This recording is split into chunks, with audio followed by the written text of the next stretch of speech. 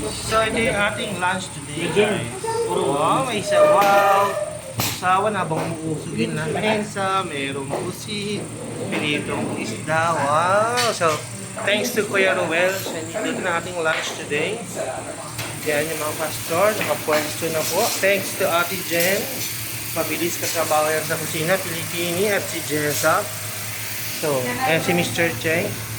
At inaanak ko si Ches. So, kain na tayo, guys. Abot na isang sandok, sis. Inaanak ko na yung magpe-pray. Uy, sarap. Oh. Guys, meron kakakita ko sa inyo. Oh. Meron nakatago dito. Nilalagay ko sa plastic yung ano. May sunog.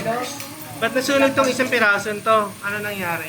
Mainit na mainit yung mantika tapos bigla nilagay, no? Hindi, lumabas ako sa kanya. Iwanan niya. Naiwanan. So, ayan guys, kain tayo. Sarap po.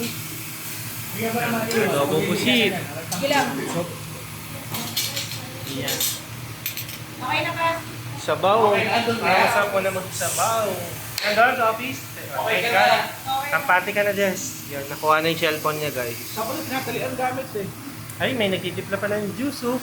Ayun, oh. Ano talaga yun? Yun, oh. Kaya tayo. Wow, lamig mo. Hindi di ba tumawag ka? So guys, natikman ko na yung sabaw tsaka yung pusit. Masarap. So, isda naman tayo. Kamay na ako. Magkakamay na. Ito yung siga. Tapos ito yung sausawa, no?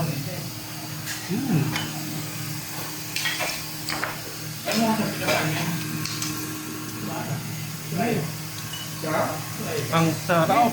Thank you, Kuya Ruel. Sarap ng lunch natin. Kalimitan. Yan na lang dito. Yan lang nila ang